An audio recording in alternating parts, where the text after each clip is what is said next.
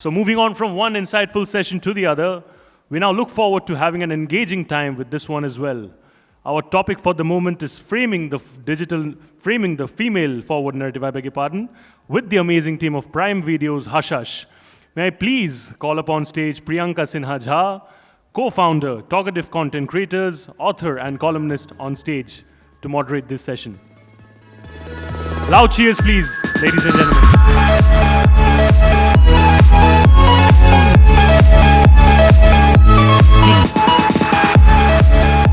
To join her on stage, may I please have the humble opportunity to call Aparna Purohit, Head of India Originals Prime Video,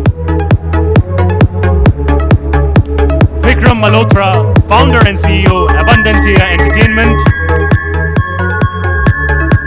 Tanuja, Chandra, Director and Writer,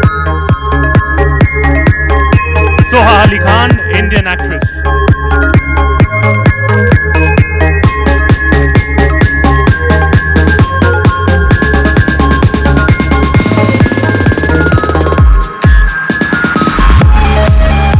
Lovely photo op opportunity indeed. Thank you, the stage is all yours. Thank you.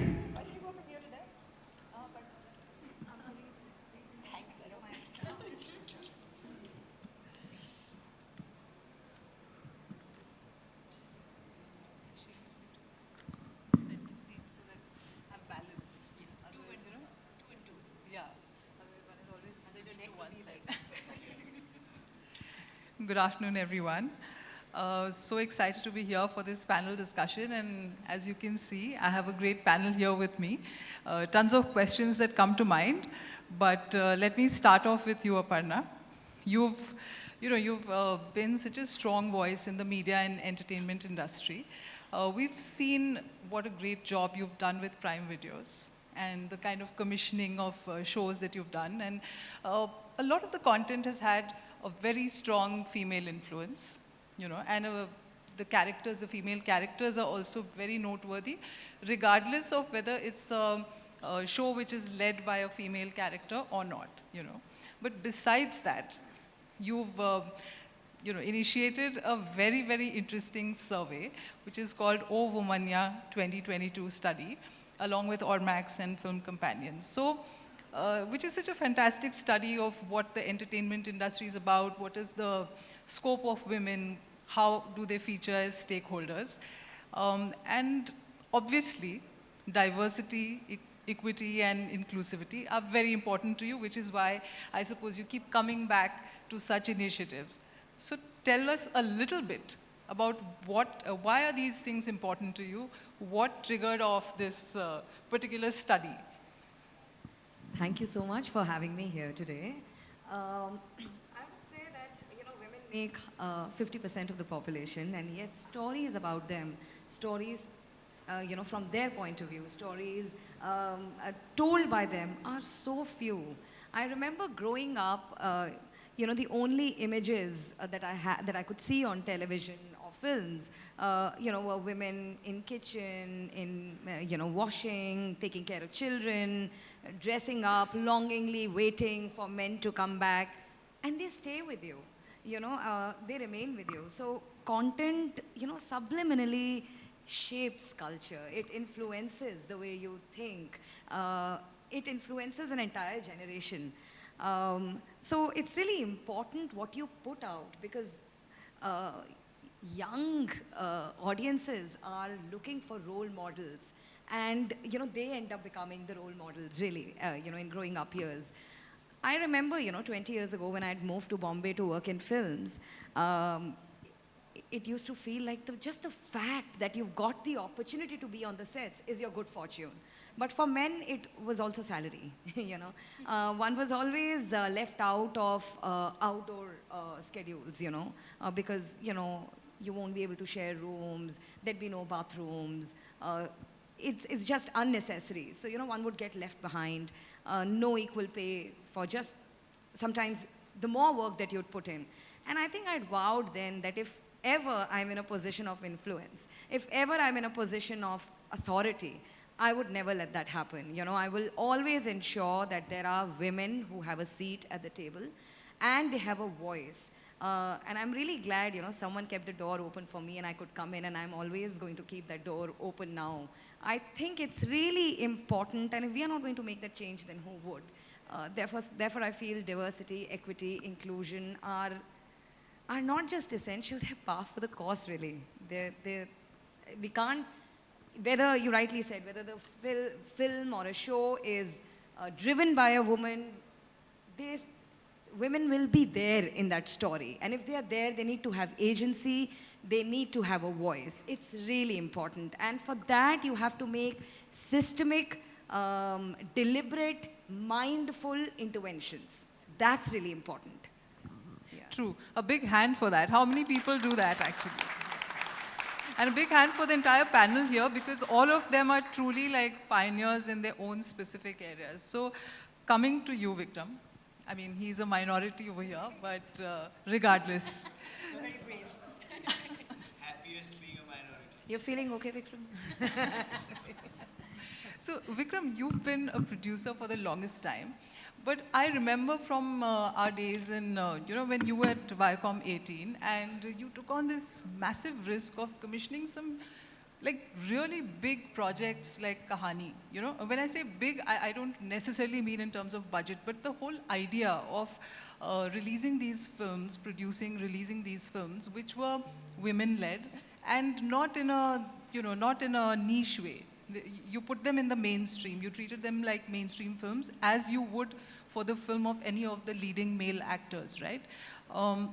However, the industry doesn't perceive these movies as, especially women-led movies, as profitable enough, bankable enough, so on and so forth. But I think if there's one person who has really established that women-centric films like Queen and Kahani and so many others, Shakuntala Devi, which you produced for streaming platforms as well. So you've done theatrical as well as the streaming platform movies and had tremendous success on both fronts. So I'd like to hear from you about this formula that you've hit upon. To begin with, back then and more so even now, I don't look at these as women-led stories or men-led stories. These are fundamentally powerful, viable stories to tell. The risk parameters have always been different because of historical reasons. And those reasons, by the way, are mired far deeper in societal issues, some of which Aparna just raised, rather than matters of is a film being fronted and driven by a woman? Is it a female actor who's helming it versus a male actor? Yes, you're right. Kahani in many ways opened the floodgates because at that shoestring budget, it did 8 times the business on which that film was made. It introduced the whole value chain of the movie business to the kind of success commercially such stories and such films could bring. And then Queen sort of consolidated that. It's not by accident that we do this work that we do. It's a decided strategy. 40-45% of moviegoers and streaming consumers are women. There have been traditionally so many stories told with men in the center that we've run out of emotions to explore. We've run out of angles to take in these stories, whereas it's such a fresh perspective with wonderful storytellers like Tanuja who come to us and bring these unique gazes and fascinating stories to tell. Also, I think we benefit when we tell these stories from the fact that turnaround times are faster because you're swimming against the system which conventionally goes for films with men leading them, made for a male-skewed audience. And I can tell you this, the success rate that we've seen is astronomically high, but even at an aggregate market level, films with women leading them and stories that are anchored around strong women characters, in our own assessment at Abundantia, have about 5 times a higher success rate at an average level than than those led by men. 5 times higher. 5 times. Let's hear it for the women. Wow, that's, I mean, so did you sort of undertake any sort of, any sort of process to put a number to this? Like, I mean, number crunching analysis to put a number to this? See, I'm not one who believes in doing spreadsheet feasibility of films generally, led by men or led by women, because if that was the case, we'd never have a flop film. You know, everything would succeed because on spreadsheets, everything succeeds. But there is inherent judgment in the power of the storyteller and the kind of story that he or she is trying to tell. And it's a myth that it's only women who tell great stories about women. We recently had a film called Jalsa, which was told by Suresh Triveni, whose first film was Tumhari Sulu. Yes. And then there are also, gifted creators like Tanuja, who's been championing the cause of women-focused storytelling from the late 90s to a hush hush coming up now. So the formula is very simple. The formula is you take a story, it has to have a strong character. Doesn't matter if it's male or female.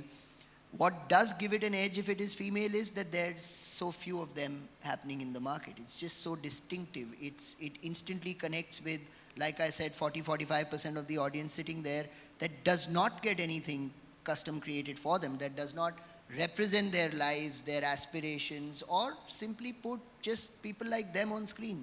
Yeah. So the formula is simple. It works on both soft and tangible cues. Right. Interesting points that you raised there, Vikram. Tanuja, I'm coming to you because we were just talking about this, and I mean, you've been one of the pioneers as far as women directors are concerned, because you, back in the 90s, you came up with films, you directed movies like Sangharsh, which were mainstream movies. You know, they were not cause-driven movies or women as victim of something and therefore the heroine in that sense.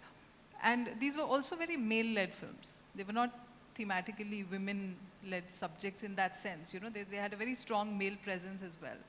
So, as you mentioned earlier, that time it was very difficult because there wasn't an ecosystem to support it. From then to now, when you have a Hush Hush coming up on Prime Videos, how has the ecosystem changed to support creative voices and vision of creative people like yourself? So actually on my first film, Dushman, I was asked by a visitor, director kaun hai? I looked at him, director main hu.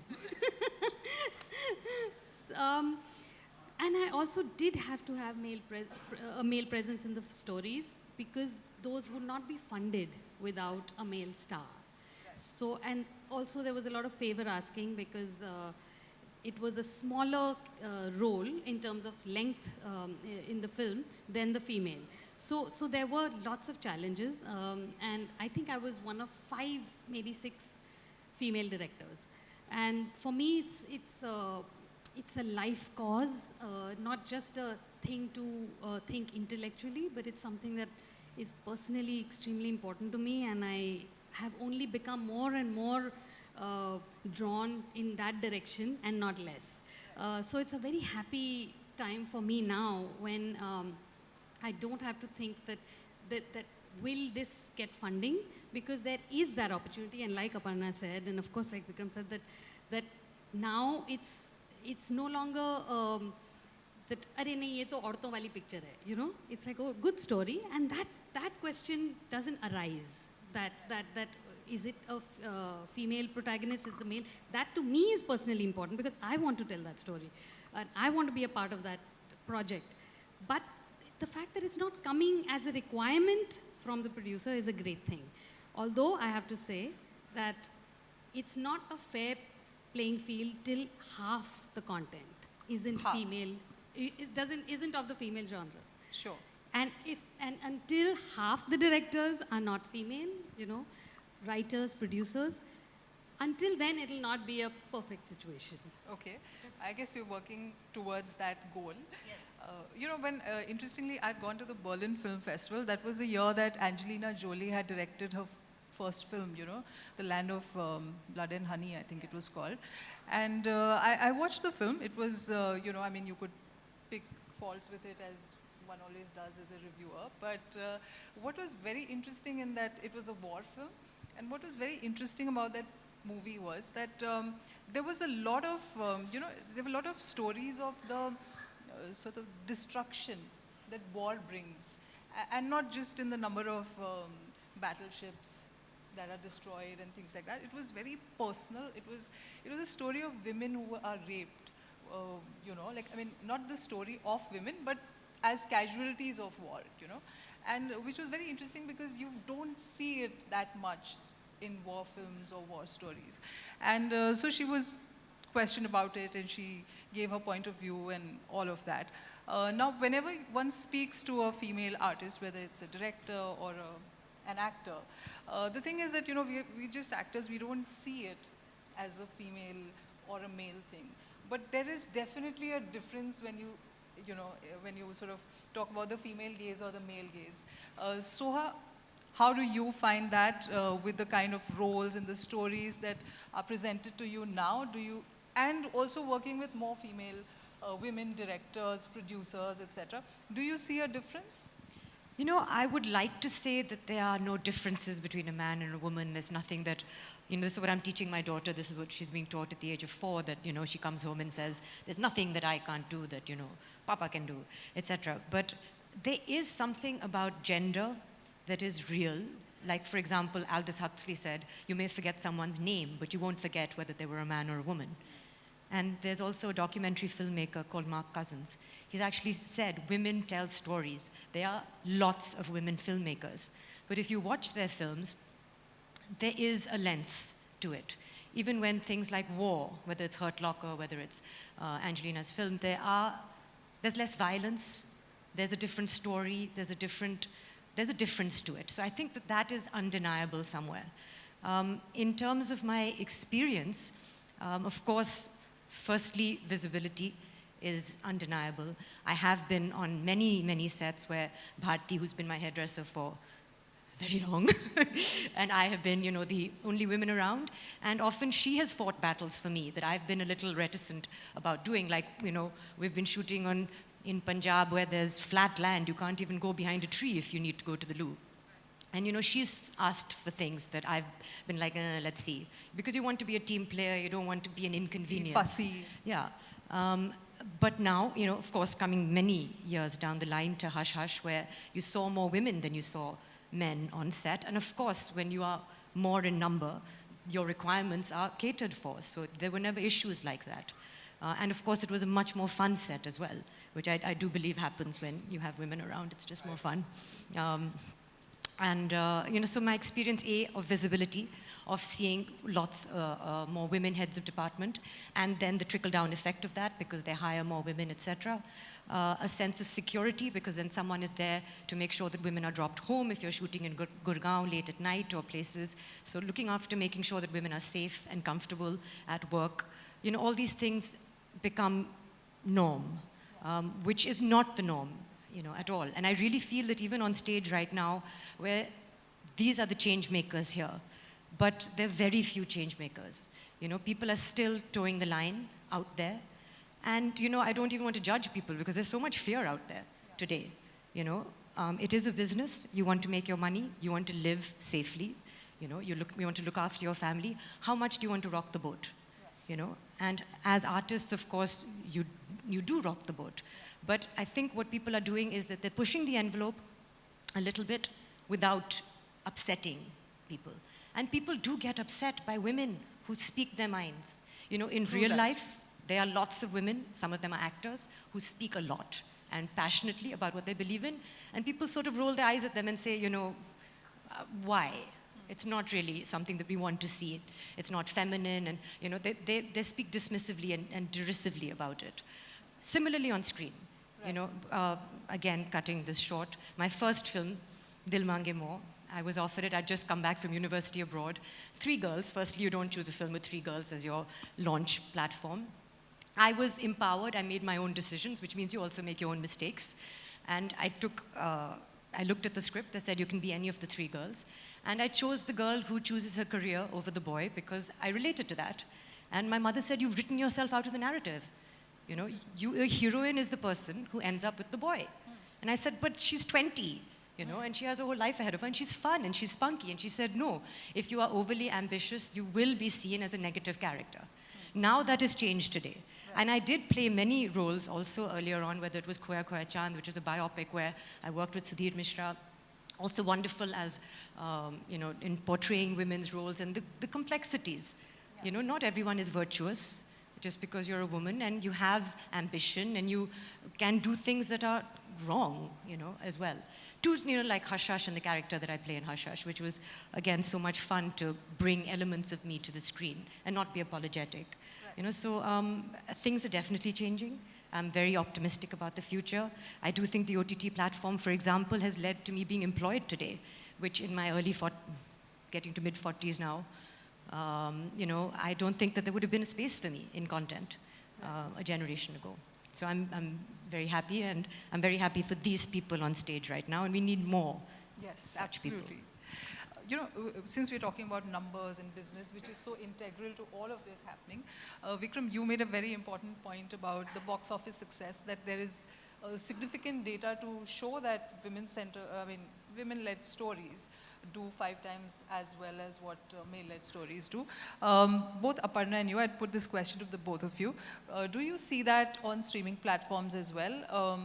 How do which of these stories work? And what is the criteria for you when you pick a story, which is maybe a female-led story or has strong female content in it? So that's to the both of you. I think good stories work. You know, compelling, exciting, Of course. complex. Those are the stories work. And really, the way we look at stories is, you know, when anybody pitches to us, of course, our entire approach is, you know, customer backwards. What are the kind of stories that people want to watch? What are the under-indexed genres? What are the stories that haven't been told, must be told? But other than that, really, you know, it's the passion of the creator. It is the story. How compelling is that story? Why must the story be told? Who are these characters? Will they continue to live, you know, even after maybe all of us are gone, you know? If you look at some of our shows, they've become a part of the cultural zeitgeist.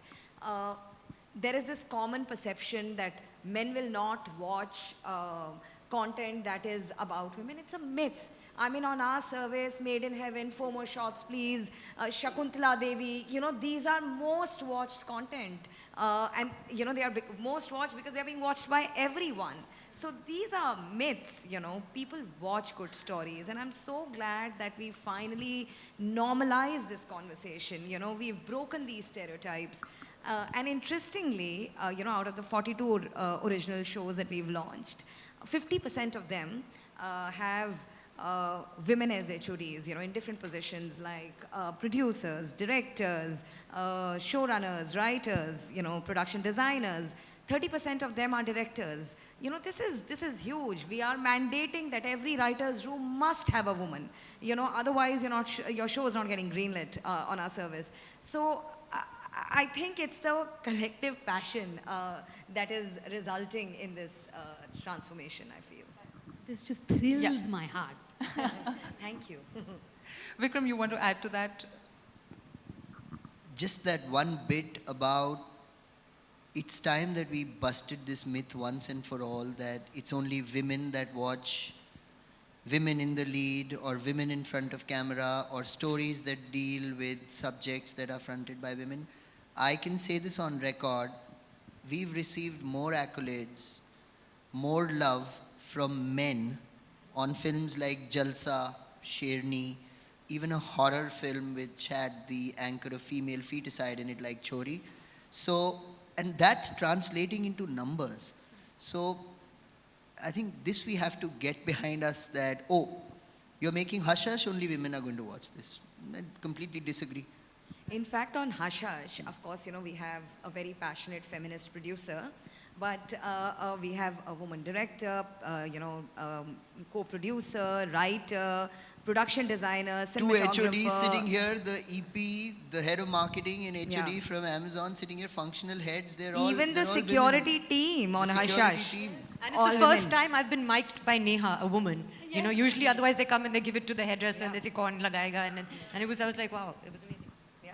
So you have this all women's crew of sorts, right? For Hush Hush. That's right.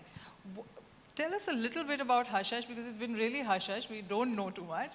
We'd love to hear from all of you, as to what is this show about, as much as you can tell us. And, how did you go about sort of putting it together with such an exciting concept of having this all-women crew and all of that? Tanuja, you want to start off? So actually the story is that I had, when I was called by Vikram to come see them in the office, I actually went with the intention to refuse it. because I was like, I write my own stuff and I'm like, I don't like other people's stories. This is not going to work, but I want to meet him. And then it was just that first story was so interesting and so wonderful. I just couldn't say no to it. And I came back, and then after that, I teamed up with the writer and worked on it and just grew to love it so much. It's been over 2 years or 3 years in the making, so it's a lot of work. And some 2.5 waves of COVID in Yes, yes. So it's been difficult times, and and even just like 8 months of editing, doing the final mix, through which there have been women working with us. I actually think it makes a lot of business sense. Mine doesn't come from that point of view, but it makes a lot of business sense to hire women. Women work hard. Women work around the clock. They're so meticulous, as I was saying, and caring, and they care about work. It makes no sense not to hire women, actually, And with Hush Hush, it was, of course, the story was about women. India is poised at such an interesting time for stories, where there's a move to be modern and quote-unquote progressive, and yet there's tradition that's pulling us back or holding on to us, if not pulling us back, in the same frame. And this is happening in our big cities. So to me, that's like rife with stories. And I think women have been, to quote a French writer, in the darkness for centuries.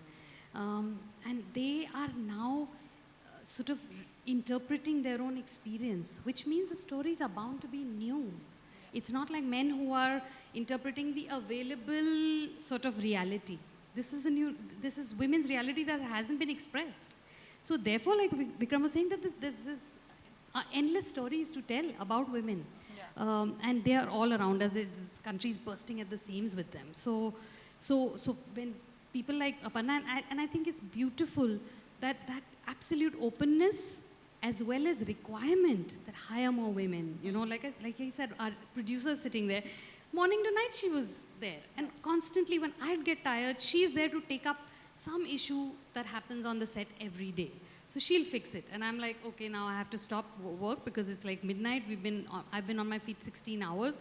She'll take over, So this is a kind of a safe place. It's a trust, there's immense trust within us. And it makes business sense. What's not to love? Right. I just wanted to add that also, Hush Hush is about sisterhood.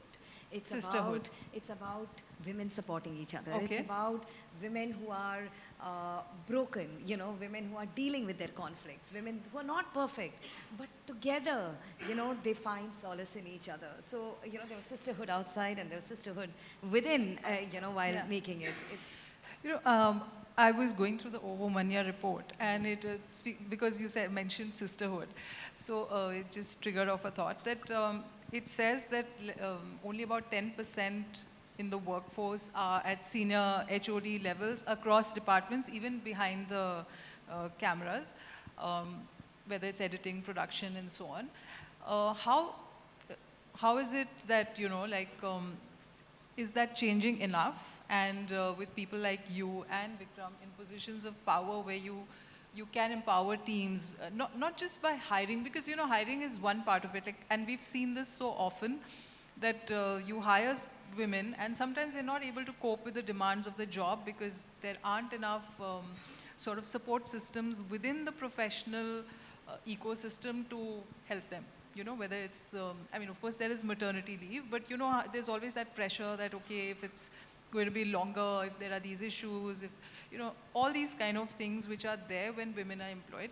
How are you and Vikram and other people in positions of power that you influence, working towards making this a better space for women to be able to contribute. I don't think any of us are in doubt that women can contribute, whether it's by way of stories and, you know, like everything else, that professionalism that they bring to the table.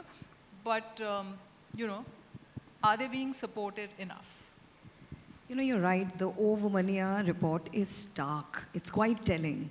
And, you know, it's really important because it makes the invisible visible. You know, you can now have conversations about it backed with data. You can say, like, it's not something I'm imagining, it's there. And therefore, it's easier now with this data to have these conversations. I also feel that, you know, problems that have existed for centuries cannot have a quick fix. But you have to work towards it deliberately. Mindfully, you know, you have to work at it, and you have to create mechanisms. Now, like I was saying, that we've mandated that every writer's room has to have a woman. You know, otherwise, you can never, you know, have the right gaze. And writers' rooms is where the story arcs are being created. Other than that, there are several other things. I mean, it's a beautiful example. We've just finished a show where the director was almost 8 months pregnant as she was shooting it. I mean, but did that stop us from having us as a director? No, there's nobody else who could have made that show, because it was her passion that was driving it. Of course, it required some adjustments. But let's do it. I mean, you know, whether it's flexi hours, whether it is maternity leave. And in Amazon, we have this interesting program called Rekindle. You know, anybody who wants to come back and join the workforce after, you know, taking a sabbatical. So all of these mechanisms are there. We've, of course, started, we've collaborated on the Ovumania report. We've also started another female-first collective called Maitri. You know, just creating a forum where women can come together and talk and support and cheer for each other. So I feel it's important to create these kind of forums and just allowing everyone to have their voice and space. And just to add one point, Yeah, like please. it also does need mentoring, of course, because why should the entire onus, because who made the glass ceiling, first of all, who created it, not women, right? Right. But then in Abundantia, not once have I felt a feeling of, and it comes from the top, that I'm in any way being generous by employing women, you know? Yeah. I mean, there is a genuine feeling of absolute equality. And Yeah. that's also really, really important. Yeah, because it can't be like a patronizing thing that, you know, like I'm sitting on my perch and giving you a chance, and, you know, that kind of, it has to be collaborative of, collaboration of equals. Yeah. So I'm referencing that report again, you know, the Ovumania report. And again, it was very interesting that it says that in trailers, which are so important because that's your first glimpse of what a movie or a show is going to be about, women are given much less talk time, you know. And obviously that is also there in the larger content. So as an actress, do you feel that you've seen that change for the better?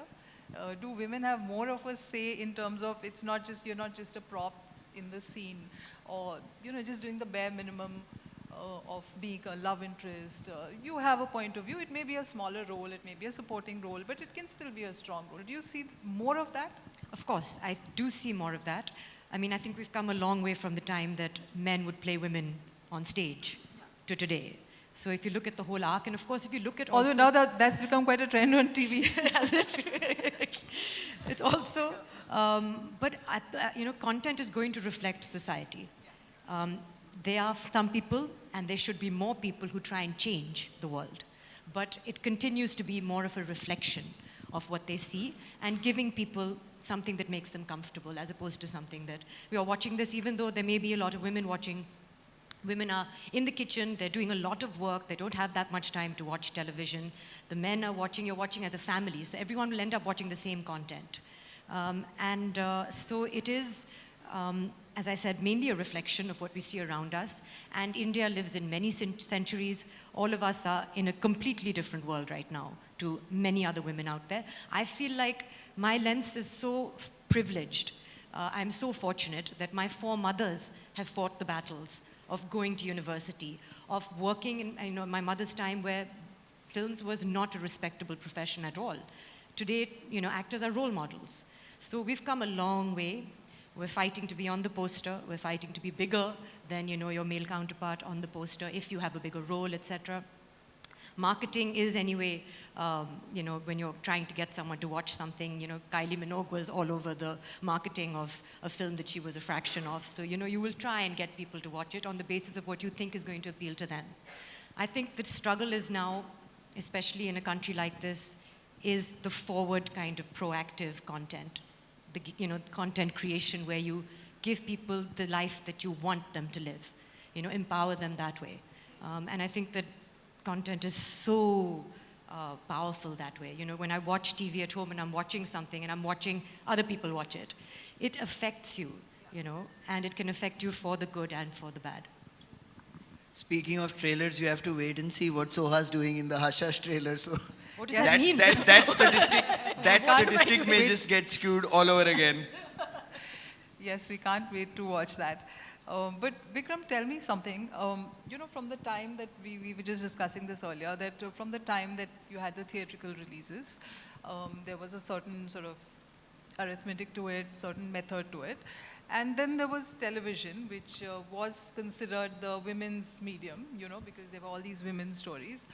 What are the gaps that streaming has filled in? Opportunity to tell stories that needed to be told without worry of judgment, without worry of looking back in the rearview mirror and saying this has worked, so we've got to tell more stories like this.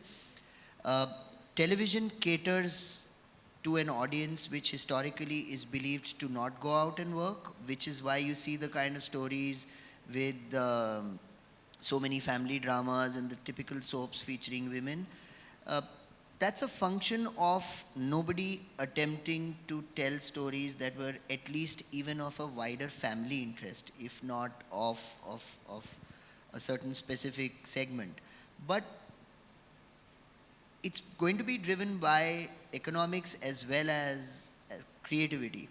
Because if films with strong women in leading roles, centered around women, if they do good box office business, if they work well on streaming, that's going to funnel back more investment in telling more of these stories. If Shakuntala Devi does well on an Amazon Prime Video, it gives Prime Video and Abundantia that much more confidence to then do a Sherni. And if that does well, it gives us the confidence to do a Jalsa and back a Hush Hush. And it's this virtuous cycle that then gets formed. But it needs to be done. Absolutely. Aparna, your take on it, because Vikram addressed the very important financial part of it, because it's business at the end of the day. But other than that, is there anything else that, you know, in maybe the storytelling part of it, where streaming has bridged a major gap which was left behind despite the presence of cinema in theaters and television? Look, I believe that India, and we've often said it, India is not an or country, like television or cinema or, you know, television or digital. It's an and country, you know, everybody can coexist. The good part is that all kinds of stories can now find a space. All kinds of stories can be told. So, you know, on one hand, we'd have a Forgotten Army, and then we had to have a Patal Lok, Comicstan, FOMO Shots, Made in Heaven, Inside Edge, Breathe. All kinds of stories can breathe, really. You know, Hush Hush, which is coming up. Because there is no... because one is not just catering to one cohort. You know, the Amazon, for instance, caters to 99% of pin codes in the country. You know, there are people watching in Andamans, and there are people watching in Jammu, and people are watching, and they can watch it when they want. They can watch it on a device that they want. They can watch it at an hour of the day that they want to watch. They can watch multiple things together. So all kinds of stories have now find, you know, way into the audiences. I think that is what is absolutely beautiful. In fact, I feel like it's a renaissance for Indian entertainment, really. Tanuja, your experience on that, I mean, it truly is, because we've suddenly woken up to the joys of different kinds of stories which are not dictated, you know, by very specific metrics pertaining to theatre or television. What has been your experience? Because you've made the journey from movies to streaming platforms, and how has that been? Actually, I started from TV. You started in TV, Yes, okay, yes. yes, a lot of good Which directors. was at the time when it was a weekly show. Okay. But yes, but this has been such a beautiful experience because first of all, such layered tales that you can tell with, to use a Hindi word, itminan, you know, itminan se suna sakte hain wo kahani, and which doesn't have that that sort of pressure of 2 hours may you should tell, no, this scene is slow, let's lose it, you know. You can actually genuinely have the nuanced, also subversive storytelling, and I feel all good storytelling should be and is an archive of what we were going through at this particular time, and that's so powerful, you know. Like she said, we'll be long gone and this will be archival stuff for people to watch. So for me, that has been a beautiful sort of luxury that I've had as a storyteller, to be able to explore in Hush Hush. And of course, my eternal passion of my life, which is female storytelling. I just love it. The documentary, Radha Auntie, Sudha Auntie, it was so fantastic. It was one of the most beautiful stories Thank you. that I have seen on screen. You know, it was fantastic. Thank you, thank you. Soha, coming to you as an actor, you know, I mean, again, an actor's journey is, you know, so beautiful, so magical, because you leave behind a trail of these characters that you bring to life, and then people remember them, think of you as them, right? Which is sometimes worrisome. Yes, sometimes that can be, but it's a double-edged sword, of course. But, you know, when you started out your journey as an actor, at that time, I think, although things were changing, it was still limited, because especially actresses were expected to be a certain way, it was shorter shelf life, so on and so forth. From then till now, there's been a sea change. I don't think we anticipated that things are going to change so much, so suddenly, so quickly. And what does this mean for you? I mean, the advent of streaming platforms, because I'm not just saying it as a technical thing. Of course, it's a technical evolution, but I think we've all felt it in our lives that it's created an impact in so many different ways. As an actor, what has that meant for you? I mean, it's meant so much as a consumer. It's meant so much to have these options. As an actor, I truly feel that my relevance today, my employment today, is because of digital content. I feel that now there is a space. I see myself being represented on screen, a woman in her 40s, you know, a mother or a single, you know, individual, a professional. You know, you can explore different aspects of womanhood, humanity. But basically, I don't think they knew what to do with the woman in her 40s a generation ago. You could be the heroine or you could be the hero's mother, but then you'd be like, in your 40s, you're neither, so just wait it out for another 10 years, you know? So really, there is a space now for you, and there are people who are definitely interested in seeing your story in a real way, you know? We know so many women who have stories in their 40s, in their 50s, in their 60s, in their 70s. You know, so why not have them represented on stage when there is an audience for it? And it's just about taking that step. I feel a lot of people wait for something to become successful and then everybody jumps on the bandwagon. So it, of course, requires a little bit of courage to take that first step. And as I said earlier, with my experience, of course, I've seen so much change. I have also played roles which I've felt are strong, but those have been on shoestring budgets when theatrical was the only option for release. And then there was also this whole marketing slant to it of it being, you know, female-oriented film, so it would be issue-based. And then if you are a good person, you should go and see a good issue-based film. So I feel like now, of course, whereas I understand that, you know, it is important to get there where you don't need those labels, that is the objective, to be able to be defined as not a female actor, but an actor, to be known as Mena, not known by their gender first, but by their profession first, to be introduced, and to be also, to have a show like Hush Hush out there, to be watched as something that is fabulous and engaging, which also incidentally happens to be with a lot of women in and around it. You know, so I think that I really don't think we're getting there. I think we're, you know, on stage and in this room, we're getting there, but there's so much out there where this is the bare minimum. Should we be happy with the bare minimum? Absolutely not. But, you know, this is a beginning. And again, as an actor, to play a character like Saiba, where I was trying to think whether there was any difference in being directed by a woman, whether Tanuja was different to Rituparna Ghosh or Sudhir Mishra, but she is of course different because she's Tanuja.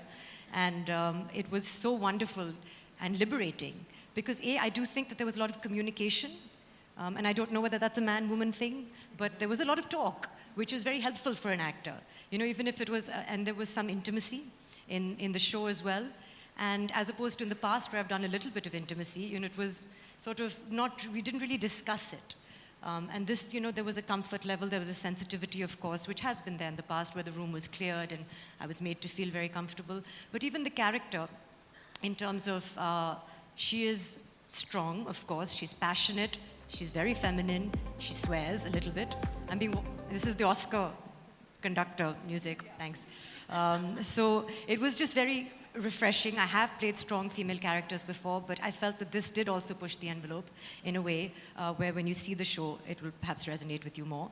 So it was just one of the most fun, real experiences that I've had being on this show, where I felt like I was not in an aquarium as the only two women around, and I just was able to be myself. I felt safe, and I really felt as an actor that I was challenged, and it was such a layered character where I felt there was so much complexity to it. And of course, how many episodes allows you to do that?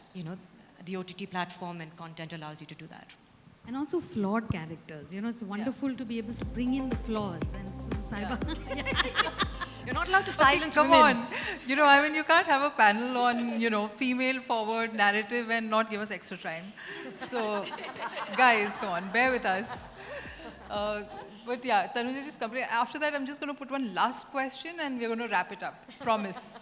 Just that. That's all Just I was that, saying. okay. That it's lovely to see flaws and all, and not have this clear separation, very foolish separation of heroine and vamp, which used to be there. Yeah. It can coexist within the same person. The binary Absolutely, absolutely. As we all are, as it is in real life. True. So my last question to each of you, and if you can answer that, is basically that, what is it, and from your personal experiences and in your domain, what is it that you feel the industry can do to, frame this female-forward narrative in a way that change will happen faster, that we are not the exceptions, and this becomes a way of life, We'll start with you. You're the only man on the panel, so. This is the flip. The privilege. This is the flip. Oh, privilege, definitely. Every day at work, honest to God. I think more people cheering each other on as we take on what we are doing, right? It needs to be backed by solidarity, that we are there for each other and we're not going to question economic feasibility or creative feasibility or the kind of stories that we tell, or simply put label that, this is that film, it will do that much, this cannot release with this needs to be marketed in a manner. I think solidarity in each one supporting the other one and trying to bring about this change. So no presumptions in labeling per se, yeah. Soha, you want to add to that?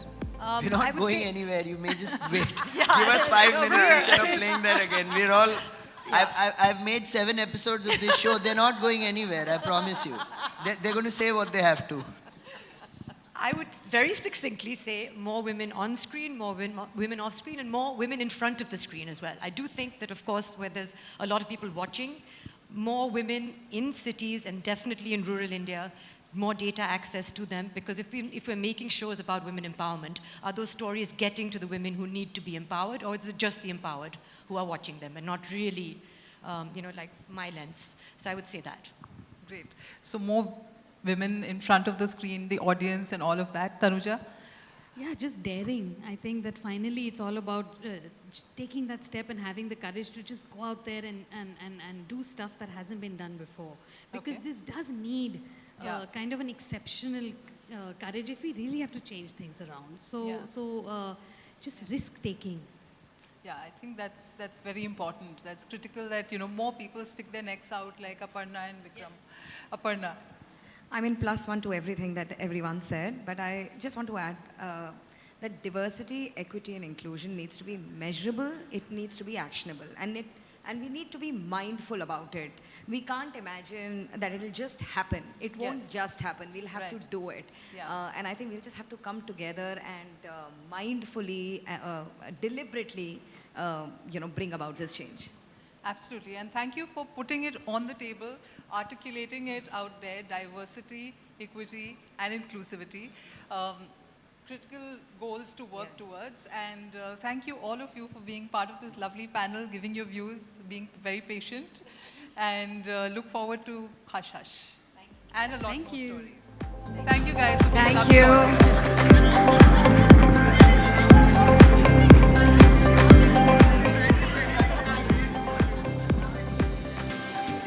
Is the mic clear? Yeah. Fantastic conversation on womanhood, absolutely. Can we please have a round of applause? No hush hush when it comes to this, please.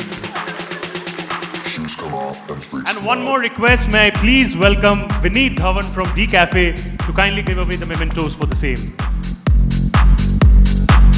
And in the meantime, while Sir gives the mementos, may I please request everybody over here, especially the women, to kindly say it out loud that Nari Shakti Zindabad. That is the moment.